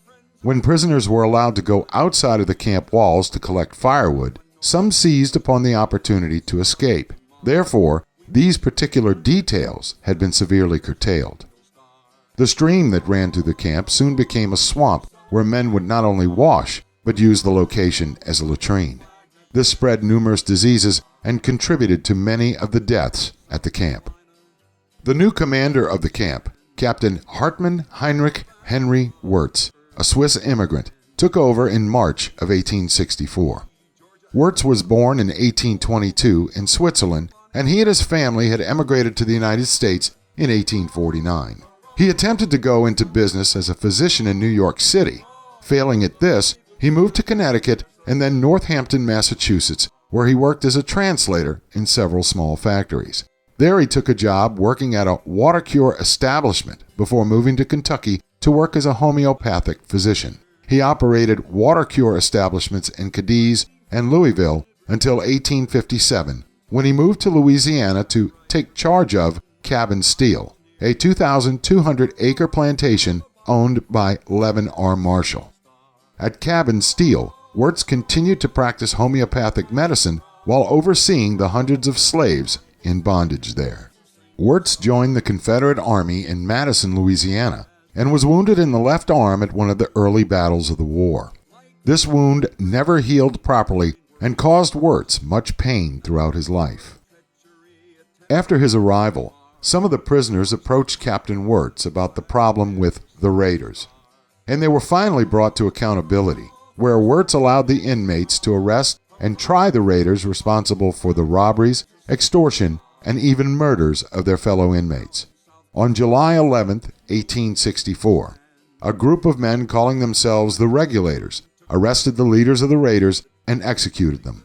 In the cemetery that contains the remains of the men who died at Andersonville, the Raiders are buried separately, denoting a location of dishonor. After the execution of the ringleaders, an inter-camp police force organized that sought to impose discipline, improve sanitary conditions, and curtail the robberies that occurred. In some instances, the new Regulators were no better than the Raiders, as they continued to take advantage of the new arrivals to the camp. There are some instances when men who were assigned to take care of the sick in the prison hospital stole valuable food and medicines and hoarded them for themselves. To add to the frustration that accumulated amongst the population of the camp was the continuing lack of food and sanitary conditions. Additionally, an imaginary wall known as the deadline was used to keep prisoners within the confines of the stockade. Any prisoner seen as violating the perimeter known as the deadline was shot on sight. Most directed their anger and frustrations at the conditions toward Captain Wirtz. Being a former medical man, one would think that Captain Wirtz would try to pay more attention to the conditions and seek ways to improve them. Instead, conditions worsened. With Union General William Tecumseh Sherman's march through the South becoming more intense while moving deeper into Georgia. The threat of attacks on Andersonville led to the transfer of most of the prisoners to other camps. At this time, the camp's population reached 33,000 men. By the time most of the prisoners had been evacuated as a result of Sherman's march to the sea, by November 1864, only 1,500 remained. But in December, more transfers were brought back to the camp, to where the population exceeded 5,000 men. The prison population also took its toll on the manpower to watch over them. During the course of the camp's history, the garrison of Confederates assigned guard duty consisted of various units from the 55th Georgia Infantry, the 26th Alabama, and a battery from Florida. As these troops would be routinely called away for combat duty, then members of the Georgia militia, mostly old men and young boys, would rotate into the prison camp to perform garrison duty. The deadline seemed to hold most of the prisoners at bay. Even though some prisoners saw their way to freedom through firewood retrieval, others looked to various work details to escape from their captors. Tunnels have been discovered over the last few years that point to an active escape mentality. Additionally, because of the lack of drinking water, the prisoners started digging for drinking wells, and some used these wells to disguise the digging of escape tunnels. But unlike other Confederate prisons, Andersonville saw very few successful escapes during the operation of the camp. Most of those who proved successful in their efforts to escape saw assistance from war-weary white Southerners and enslaved blacks. On April 9, 1865, because of a continuing lack of support, ammunition, and food, the Confederacy surrendered at Appomattox Courthouse in Virginia. Northerners who believed they suffered a long war brought on by Southern intransigence and unwillingness to compromise, when in fact Lincoln invaded the South with his call for 75,000 troops to end the rebellion. The people of the North were looking for revenge, and Wirtz became a likely target. Almost a month after the surrender, Union forces approached Henry Wirtz's house and arrested him for war crimes against the Union prisoners at Andersonville. Another officer in command at the camp, James W. Duncan, was also taken into custody for the same charges. Prosecutors hoped to prove that Wirtz and Duncan took orders from the Confederate government regarding their treatment of Union troops at the prison camp. Commissioned by the Department of War, a special tribunal was organized to conduct the trial of Captain Henry Wirtz on August 23, 1865, in Washington, D.C. The proceedings began with the charges against the accused being read: that he conspired with others to injure the health and destroy the lives of soldiers in the military service of the United States, then held and being prisoners of war within the lines of the so-called Confederate States and in military prisons thereof, to the end that armies of the United States might be weakened and impaired in violation of the customs and laws of war, and Henry Wirtz's custody as a prisoner of war, whose name is unknown, then and there feloniously, and of his malice aforethought, did shoot and discharge, inflicting upon the body of the soldier aforesaid a mortal wound with the pistol aforesaid, in consequence of which said mortal wound, murderously inflicted by the said Henry Wirtz, the said soldier thereafter, to wit, on the 9th day of July, A.D. 1864, died. Wirtz's counsel, after hearing the charges, withdrew from his defense. Another attorney, observing the proceedings, stepped forward and offered his services to the accused. Wirtz's defense argued that he should be released from this trial as he was a member of the military, and since the war was now over, he should be allowed to return home. The court denied the request. Thus, the defense pled not guilty to the charges presented to the court. The defendant further objected to and denied the jurisdiction of the commission to try him for any offense whatsoever, and denied its jurisdiction to try him on the charges and specifications that were exhibited against him. The prisoner also pled to that this military commission had no jurisdiction over either his person or over the subject matter of the charges and specifications, being a tribunal unauthorized by either statute, military law, martial law, or well-established usage, and that he was a naturalized citizen of the United States, and that he is not, and never had been, in the land or naval forces of the United States, that the United States are now at peace both as to foreign and civil war, and that the lately existing civil war is ended, and that no military jurisdiction or authority incident to a state of war alone can rightfully retain, try, or punish him. The court hoped by cornering Wirtz with evidence to his culpability in the massive death toll of the camp, he may turn state's evidence to implicate the leaders of the Confederacy in a conspiracy to murder Union troops in the camps. One Confederate soldier who stood guard at Andersonville stated that he personally witnessed Wirtz's cruelty. Calvin Honeycutt, a witness for the prosecution, testified, I know Captain Wirtz. I have heard him abuse the prisoners and draw his pistol to shoot them, but I never saw him shoot anyone. I have seen him kick them, in July, I believe, for not standing up in ranks when Captain Wirtz was counting them off. The man was sick. He looked like it. I do not know what was the reason he did not stand up, only that he was not trying to escape. I have heard Captain Wirtz threaten to shoot prisoners at the time he drew his pistol. It was when they were brought there to be put into the stockade. He was counting them off. And there was one who did not stand up in the ranks. The captain drew his pistol and said that he would shoot him if he did not stand upright. He kicked him a little, not much. The soldier looked sick. I do not know what was the matter with him. Apart from Wirtz's cruelty, there were acts of kindness, but those were few and far between. One of these acts of kindness came when Captain Wirtz sent 5 Union prisoners to Washington, D.C., in order to request that the prisoner exchange program be reinstated. Wirtz allowed the prisoners to go to Washington, provided that they return without any trouble. The men, guided by honor and with an ability to escape from the horrendous conditions of the prison camp, returned according to their word. However, the authorities in Washington refused the request, stating that if they released Confederate prisoners, the rebellious government could continue the war without end. During the course of the trial, Captain Wirtz's injury continued to aggravate him to the point where the court allowed for a couch to be brought into the courtroom to make the accused a little more comfortable during the proceedings. Wirtz just laid there and shook his head as the testimony against him continued.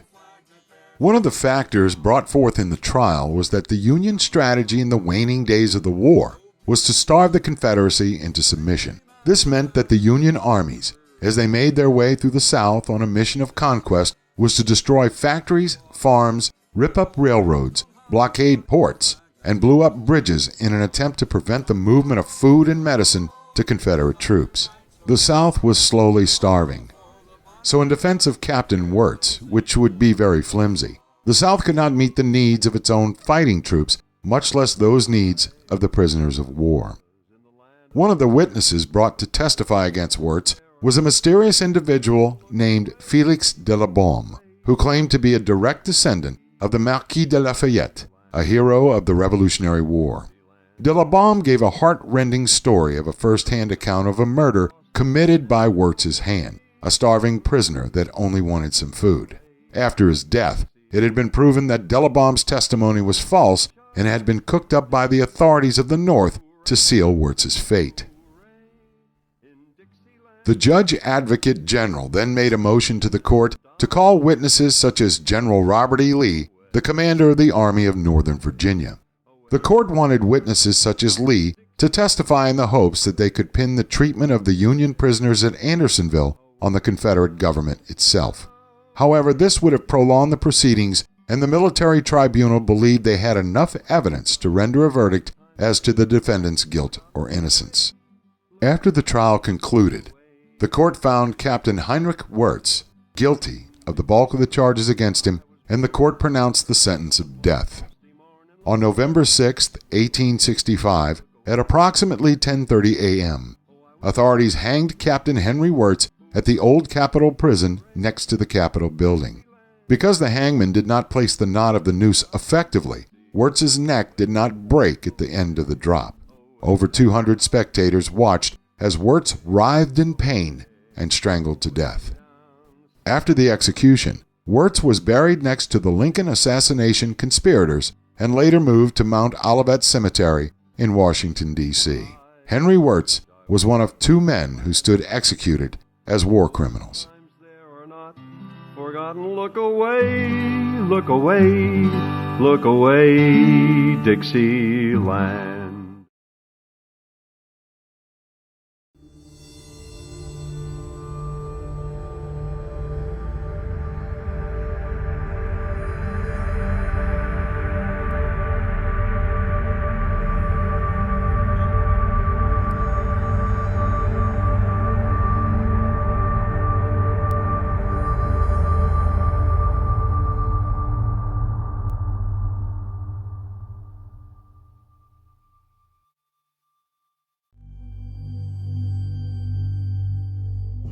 It seems that throughout the course of human history, the properties of human blood have always held a fascination as to the true meaning of the liquid.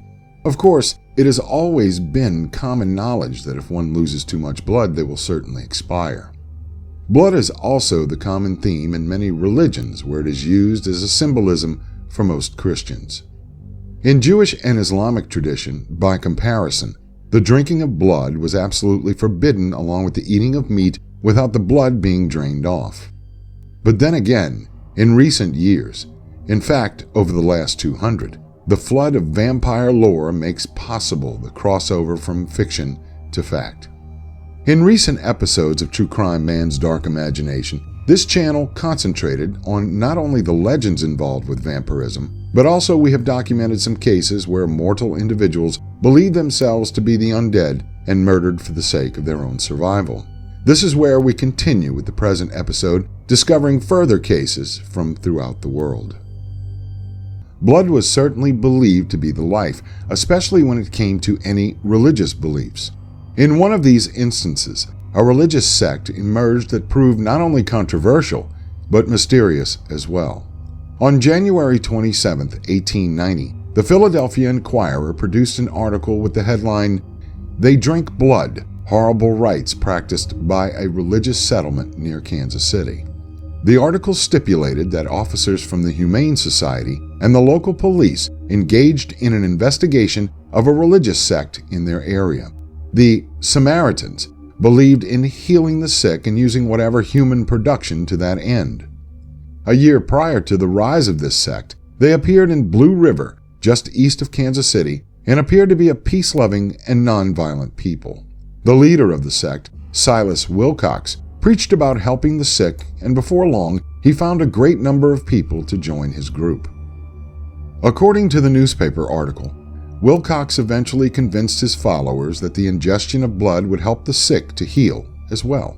Surprisingly, the followers went along with this mischaracterization of religious scriptures. The reasoning behind Wilcox's reliance on blood to help the sick occurred as he, himself, lay deathly ill. One of his followers, a Nancy Dixon, believed fervently in the doctrine Wilcox professed, that she bore her arm to the preacher and then penetrated one of the many veins in her exposed arm. Wilcox placed his mouth over the wound and began suckling the wound. After a few minutes, Wilcox laid back and let out a satisfying sigh. According to the news reports of the day, the following morning, Wilcox appeared cured of whatever ailment incapacitated him. Those who witnessed Wilcox's recovery stood firm on the belief that the blood was the life.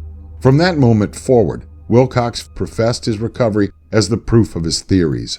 Church membership grew steadily, but the blood supply had to be steadied in order to make sure that the continued proof would be sustained.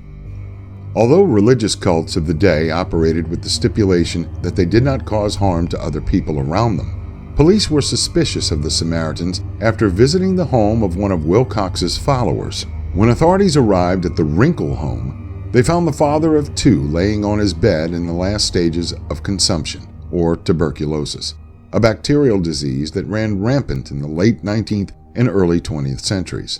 Also in the residence were 2 children that appeared emaciated.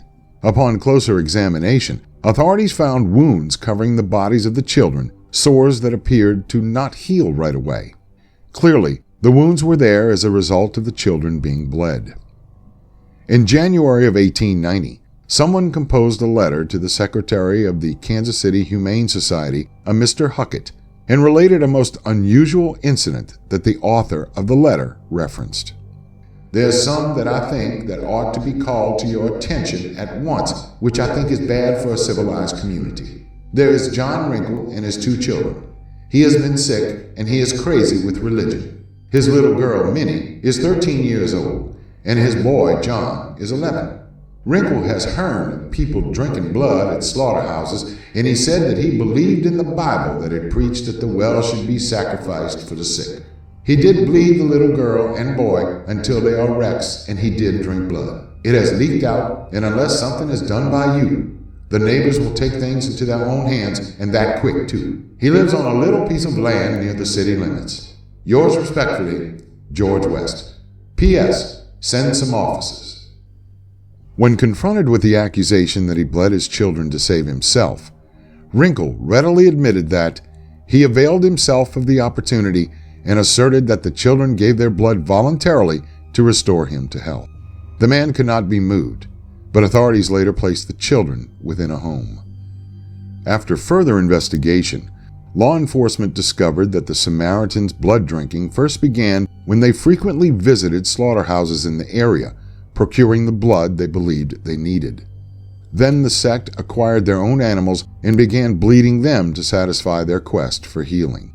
After this seemed to be less than fruitful, it appeared that the true believers began feasting on the blood from amongst themselves. This entailed meeting at a member's house and then indulging in the practice of bloodletting. According to one account, the sick or ailing members ask for assistance from the well ones, and these are detailed to give their blood according to their health and strength. When a member becomes very sick, the ones take turns in supplying him or her the life-giving fluid. Once the practice was discovered and reported to authorities by locals, Wilcox insisted that the Samaritans did nothing wrong and no law existed that prevented the practice as long as the blood were given voluntarily. The Samaritans, as it turned out, were not the only ones who drank blood. Slaughterhouses across the country accommodated people who wanted to drink animal blood. With the rising rate of poverty, most of the less fortunate drank blood to supplement any diet they may or may not have at the time. These may not have been related to the Samaritans per se, but it seemed that many believed at the time that the blood was the life. Indeed, the poor certainly believed it. After receiving the letter, Huckett passed the correspondence along to the Kansas City police chief. The chief then dispatched an officer to investigate, and according to the news, the officer then reported that the letter did not do the scene justice. The officer noted how pale the children appeared and noted the scars found on their arms. To this day, there is no documentation as to what occurred with the Samaritans. It can only be surmised that Wrinkle died from tuberculosis and his children were therefore made wards of the state. Additionally, no newspaper stories appeared that determined the disposition of the cult or Wilcox. It appeared that they just disappeared.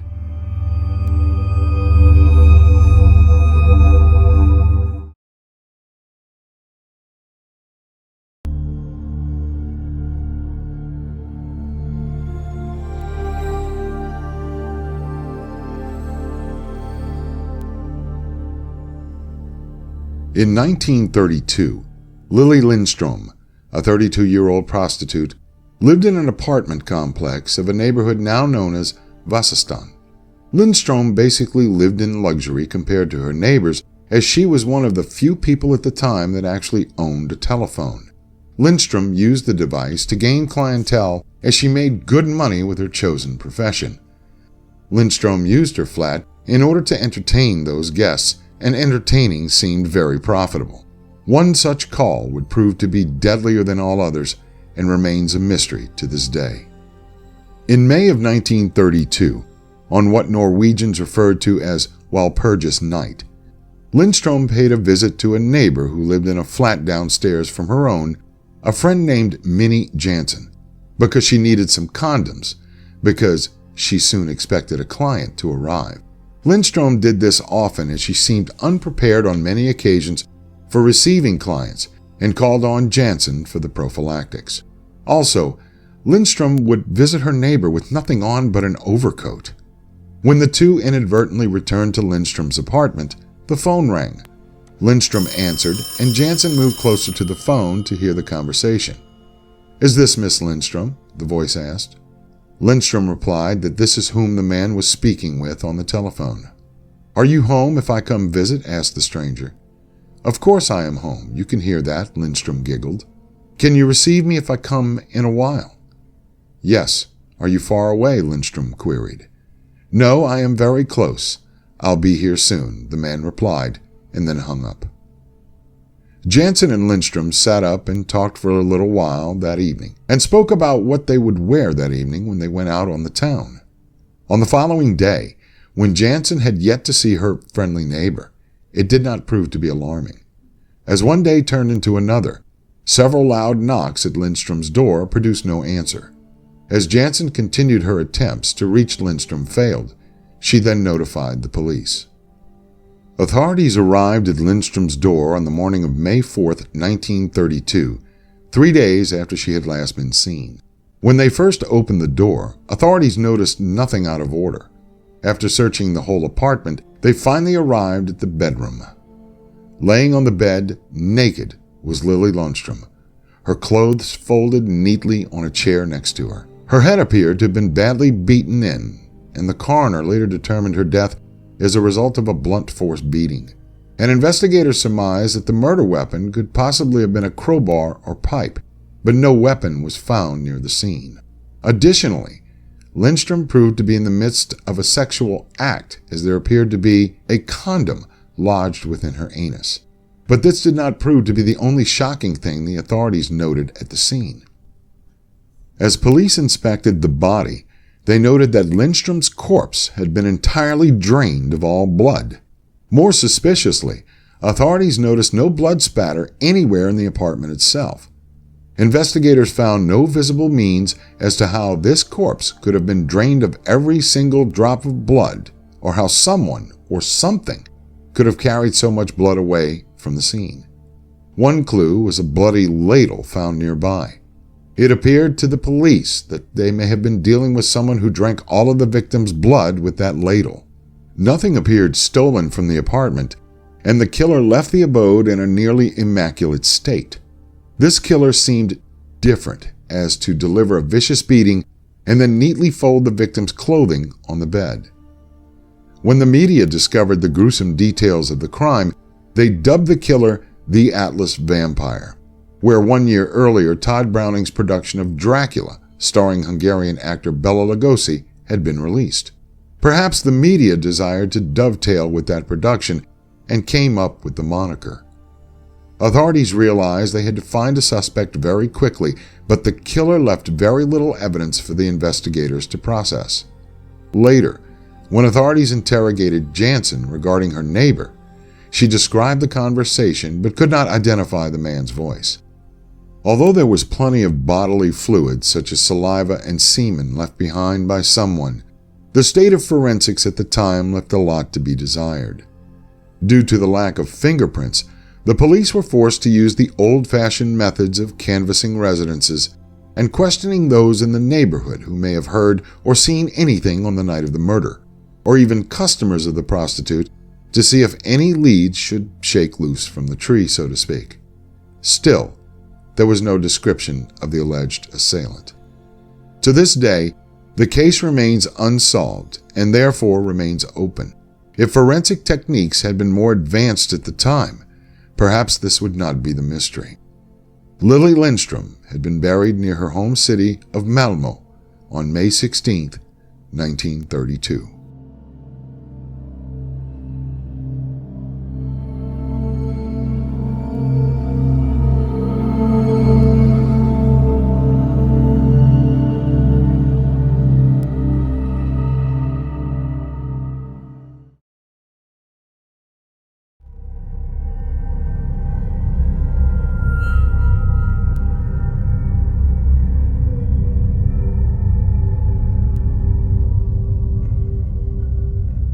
Between the days of August 27th, 28th, 2011 in Pittsfield, Massachusetts, Tropical Storm Irene dumped increasing amounts of rain and destructive winds to the eastern seaboard of the United States. Two roommates at the time, David Glazer and Edward Frampton, along with their friend Robert Chadwell, were in the roommate's residence waiting out the storm. Frampton had been described as mildly mentally challenged, but remained active in basketball and competed in the Special Olympics. He was also an advocate of people with disabilities, where he gave lectures and made presentations to help caregivers understand and meet the needs of the people they were serving. Chadwell was a good friend of both Frampton and Glazer, and had proved to be a counselor helping adolescents with drug and alcohol problems before moving back to his hometown of Pittsfield. Glazer was a popular handyman who liked rock music and played the drums. Like Frampton, Glazer suffered from various mental and physical disabilities and had a problem that would put all three men at risk. In 2009, Adam Lee Hall, a high-ranking member of the Massachusetts chapter of the Hells Angels, lured Glazer to his home and then gave the disabled man a beating with a baseball bat because he thought Glazer had stolen a carburetor from him. Glazer, perhaps not understanding the risk to his safety, went to the police. 2 days later, the police arrested Hall on not only the assault charge, but on drug and gun charges as well. Hall was due in court to face the charges in September 2011, as Glazer prepared to testify against Hall. After the storm moved on, it was Robert Chadwell's brother, Les, who first began to suspect something was wrong with his brother. The two stayed in nearly daily contact, and when Les couldn't get a hold of Robert, he began to get worried. Around the same time, Erin Forbush, Frampton's disability caseworker, went to check on him after not hearing from him either. Forbush found no one at home, but Glazer's truck still in the driveway and the television still playing. She also found Frampton's medications, which he took daily, hadn't been touched, and his wallet had been left on his computer stand. Forbush reported the three men as missing to authorities. Knowing that Glazer was in danger because he was going to testify against Hall, the police focused their investigation on him while continuing to search for the other men. 11 days had passed, and unfortunately, authorities discovered the bodies of Glazer, Frampton, and Chadwell. All of them had been dismembered, wrapped in plastic bags, and buried in a pit. Autopsies later revealed that the three men had been tortured, gutted, and shot to death. The police believed that Glazer was the target, and the other two were simply at the wrong place at the wrong time. Through their investigations, police found that Hall had not acted alone. They identified three accomplices who may have murdered the men: David Chalou, who was reportedly a member of the Aryan Brotherhood, and David Casey, a backhoe operator from New York. It was the third accomplice who would take this case from a typical, if gruesome, organized crime-related murder to an international media sensation. The third accomplice charged in the killing of Glazer, Frampton, and Chadwell was Caius Domitius Veiovis, a man who claimed to be a vampire and a Satan worshiper. Originally named Roy C. Gutfinski Jr., he legally changed his name in 2008. In a letter to the media, he said his first and middle names were inspired by the Roman emperors Caligula and Nero, both known for their insanity and depravity, and his last name is from an Etruscan demon, which was not entirely accurate. Veiovis changed his appearance with various facial tattoos that contained runic writing across one cheek, and to make himself even more sinister, paid for the mark of the beast across his forehead. Veiovis also had 2 rows of subdermal implants in his forehead, which gave the appearance of horns. He had implants in his ears to make them look pointed. His teeth were sharpened and his tongue split. In his booking photo, he's wearing a large gauge septum piercing and 2 smaller bridge piercings. His outlandish booking photo became a viral sensation, attracting media coverage from all over the world. Veiovis also had an interesting history with law enforcement, with his first arrest when he was 13 for carrying a knife. Later in 1999, he, age 19, and still named Gutfinski, and his 16-year-old girlfriend were convicted in Maine for assaulting another 16-year-old girl. They lured her to their hotel room, where his girlfriend slashed the girl's back with a razor. The two kissed as they licked up the girl's blood. Their victim would end up needing 32 stitches to close her wound. Veiovis served 7.5 years of a 10-year sentence for that crime.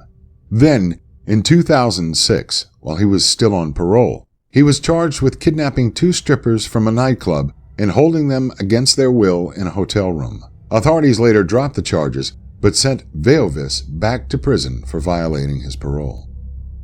Veiovis's accomplices stood trial, and Hall and Shalhoub were both convicted of 3 counts of murder, 3 counts of kidnapping, and 3 counts of intimidation of a witness. Both were given life sentences. Casey, who reportedly helped bury the bodies with a backhoe, pled guilty to 3 counts of accessory after the fact of murder, kidnapping, and intimidation of a witness.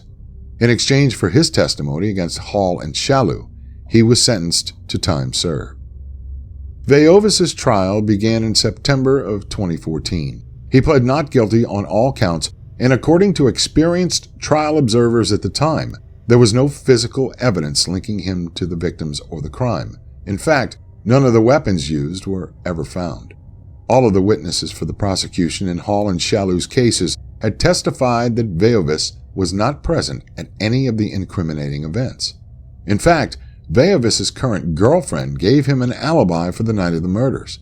And unlike Hall and Shalhoub, Veiovis didn't belong to either the Aryan Brotherhood or the Hells Angels. He didn't even own a motorcycle.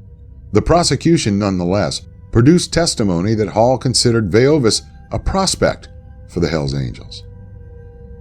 Witnesses did, however, state that the 3 were seen together the night before the murders. There was also evidence of blood in Veiovis's car, though it couldn't be proven to be any of the victims. Other evidence introduced in the trial included knives, machetes, and diagrams of human dissections found in Veiovis's apartment. Evidence, the prosecution claimed, that he really enjoyed torturing them and cutting them up. Finally, the jury received the case and deliberated for 37 hours over 6 days before delivering a guilty verdict. When they read their verdict to the court, Veiovis yelled, "I'll see you all in hell. Remember that, every one of you. I'll see you all in hell." Under Massachusetts law, he was given the mandatory sentence of life in prison with no chance for parole. At his sentencing, he continued to proclaim his innocence, quoting, "Let me make this clear. My hand wasn't in this," he said. He appealed his case to the state Supreme Court in 2017, but his conviction was upheld. Veiovis is currently serving his sentence at the North Central Correctional Institution in Gardner, Massachusetts.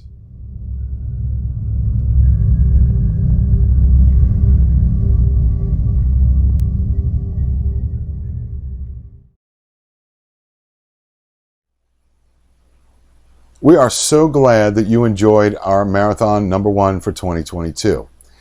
Don't forget to hit the like, subscribe, and the bell buttons to be notified of future episodes. And don't forget, yours truly is the author of Dark Bayou, Infamous Louisiana Homicides, and Bloodstained Louisiana, 12 Murder Cases from 1896 to 1934. And I certainly would be remiss if I did not mention that we need your support for continued programming. The donating apparatuses are visible on the channel page. Thank you for joining us, and there are new episodes on the way, so stay tuned. Until next time.